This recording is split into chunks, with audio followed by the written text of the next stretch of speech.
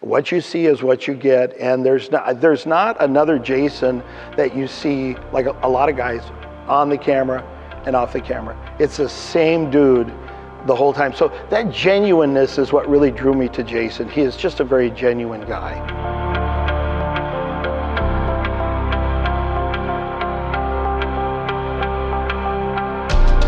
Welcome to Scheels Hometown Heroes. Scheels Hometown Heroes is a way for us to say thanks to those that serve our country and our community, and are still giving back to others today. We honor your service by sharing your stories. From all of us at Scheels, thank you for your service.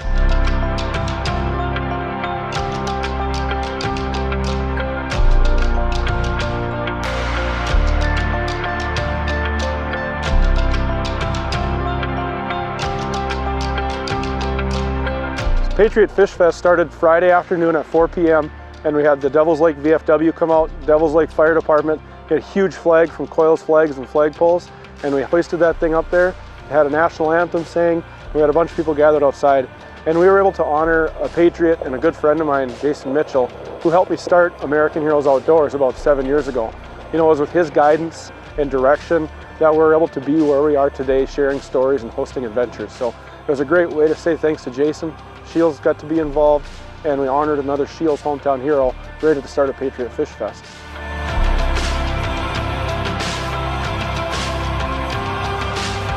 Spent, my whole life, adult life, in North Dakota. Then specifically, I came to Devil's Lake when I was, about 20 years old, 21 years old, and been here ever since. So, I didn't really get good grades, and I didn't really know what I wanted to do, and so I had some friends that that signed up for National Guard and Army Reserves and stuff. And so, senior year of high school, I signed up for the Army Reserves and went to basic training right after I graduated, and just figured out I'd get a few years of college paid for. That's all it was. So I was just in it for a couple of years. I tell young people to this day is that for me, when I was 18 years old, 17 years old, I was immature. I was a punk, and basic training is the best thing that ever happened to me.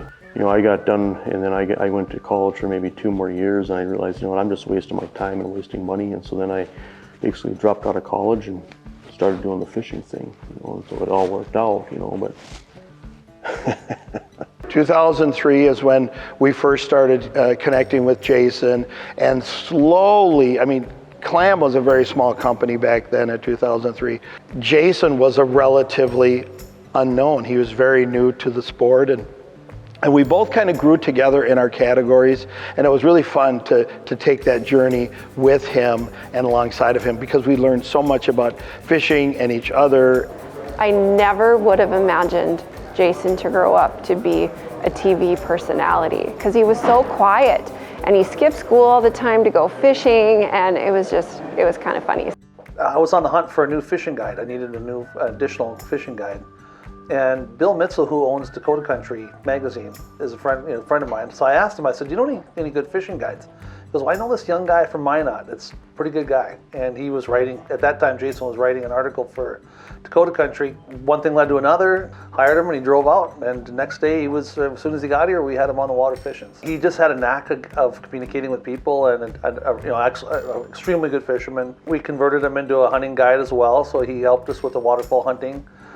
He's got a knack for that. He's got a knack for a lot of outdoor stuff, and he's got a humble appearance and a humble attitude that really plays well to be a guide and to be around people. So the first generation of outdoor people were guys like Tony Dean, that was his mentor. So he was kind of like the second generation of outdoors people. And when he started, he was a young guy. I think he brought a lot of new people, a lot of new younger people into enjoying reading and watching outdoor television. He does an awful lot that people don't realize behind the scenes, as far as, for the military, for veterans, for people in general. If somebody needs something, he's the first one to reach out, and he's never looking for the accolades for doing it. He does it out of the goodness of heart.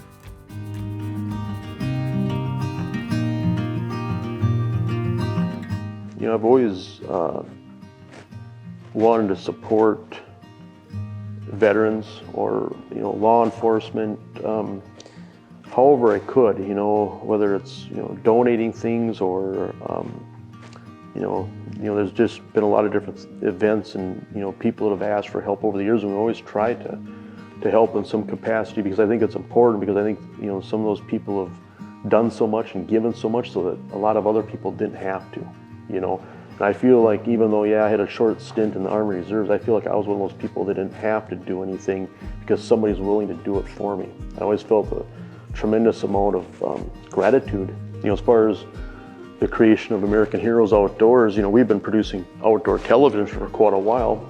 That was basically when they were just getting people outdoors and, getting some guide services involved, so just to get some people fishing, that had served, and, some veterans out. And some of these stories are pretty amazing, That's why, I'm not a hero.